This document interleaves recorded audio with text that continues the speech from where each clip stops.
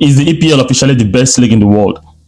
The EPL, people used to argue that it was the most exciting league in the world, but now is it officially the best league in the world? Look at what happened over the week. This week, what happened this week? Chelsea met the giants of Spain, La Liga, in the shape of Barcelona. Before the game, there were a lot of ranting here and there that Chelsea is going to be dismantled. Chelsea has been here before. How Barcelona is going to be dismantling Chelsea, how Lamine Yamal is going to take on Cucurella, and all of that. But it never happened. Chelsea played Barcelona from the beginning of the game to the end of the game. Chelsea scored about 8 goals in that game. Chelsea scored about 6 goals. 3 were ruled off. 3 counted. Barcelona high line. They didn't even play the high line against Chelsea. If you watch it, they didn't necessarily play the high line. So Maresca thought they were going to play the high line. He started very pacey forward. Garnacho, Neto, and Esteval. But Barcelona were never... Barcelona still did not play the high line, and they still copped in 3 goals. 3 goals. And one thing that is very significant is that in that game, the whole of 90 minutes plus the extra time, Barcelona were able to successfully shoot twice on Chelsea target. Twice on Sanchez's goal. Only 2 shots. Only 2 shots. That's the only attempt they made. 2 in the whole of 90 plus minutes. That's for Barcelona. It's quite incredible the job that Chelsea has done.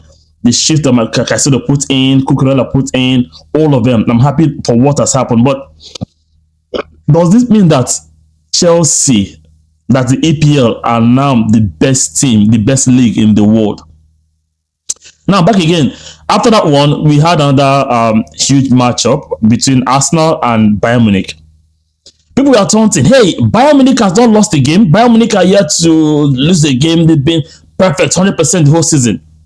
This is not your usual Bundesliga. Which team have they played? Apart from playing a Chelsea that just came out from winning the FIFA Club World Cup. That's what Bayern Munich played. That is the team that Bayern Munich played. And just had a red card in that game. Now they're going to play Arsenal. They thought it was the same thing. Business as usual, you know. Bayern Munich used to knock Arsenal 5-1, 5-1, 10-2. That's one of the most popular score lines you've seen between these two teams. And now they thought it was going to be like business as usual. But Arsenal put up a surprise. Arsenal won the game clean and square. And Arsenal played Bayern Munich like kids. Arsenal played Bayern Munich like kids. Like Bayern Munich was played like children. Arsenal just rubbish Bayern Munich. I watched the game. If you watch the game, you know that Bayern Munich didn't even come close to like equalizing or even scoring a goal. The only brilliant moment they had was when Kimmich threw the diagonal pass to Gnabry, who squared the ball for their first goal. That was the only brilliant moment I could think of for Bayern Munich in the whole 90 minutes. But Arsenal held sway to the game from beginning to the end. So kudos to Arsenal, congratulations to Arsenal. So with Chelsea dismantling Barcelona and Arsenal dismantling Bayern Munich, look at the 2 records they are broken. 1, this is the first time since this coach took over at helm of affairs in Barcelona. This is the first time he's going to manage a game in Champions League without his team scoring a goal. This is the first time he's going to manage a game in Champions League since he came to Barcelona. Hansi Flick, the first time ever he's going to manage a game and his team did not score a goal. It has never happened before since he came to Barcelona. This is the first time. And for Bayern Munich have been winning all their games. They've not lost a game since the beginning of this season. They tested defeat. So now that makes it even much more exciting for the game we're going to have over the weekend. Chelsea versus Arsenal. Now, if you look at the EPL, Arsenal is, of course, the elephant is sitting on the branch. Arsenal is top of on the log, and Chelsea is behind Arsenal with 6 points adrift.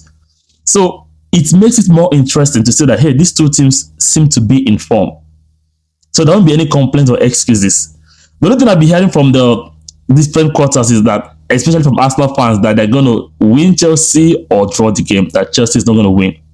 And one thing they seem to forget is that these kind of statements used to fuel the passion, used to fuel the... This is the kind of thing that ginger Chelsea. This is the kind of thing that puts Chelsea, boosts their morale. If you tell them you're going to beat them, they want to watch you do it. If Arsenal has started going around saying they're going to beat Chelsea, we're going to watch them do it, won't we? You're going to watch them do it. So Cole Palmer, like we said, is going to miss the Barcelona game, which he did. And is equally not so fit to play in the Arsenal game. So once again, we're going to be unleashing the little prodigy, Estevao Willian, and I hope he's going to be. That reminds me, Arteta rested Caliaflori. He did not start him against Bayern Munich.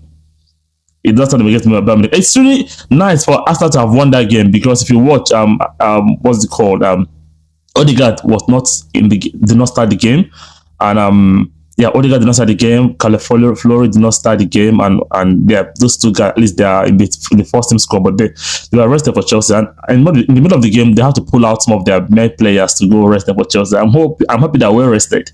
So let's see how this is going to pan out. Chelsea versus Arsenal this weekend. This is going to be one of the most exciting game of the season. This is going to be one of the most scintillating game of the season, because if you look at the middle of the park, Declan Rice want to show the world that, hey, whatever Caicedo can do, I can do better. And Caicedo is going to try to show the world that, hey, he is the man that runs the middle of the park. He is the king of the park. So can Caliaflori or whoever is going to play in that left fullback, can they be able to hold Estevao Willian? If it's for what's it called? I don't know if how serious Saka injury is, because Saka limped off in the game against Bayern Munich. I don't know how serious that injury is. If it's for Saka might not be able to go through Cucurella. So their threats could definitely come from the white flank. So they're going to have Reece James and Malo Gusto to deal with. So how do you think Arsenal is going to score their goal? Is it from set piece, long throw, or corner kicks? It is very interesting to watch this game. If you don't do anything, don't miss this game.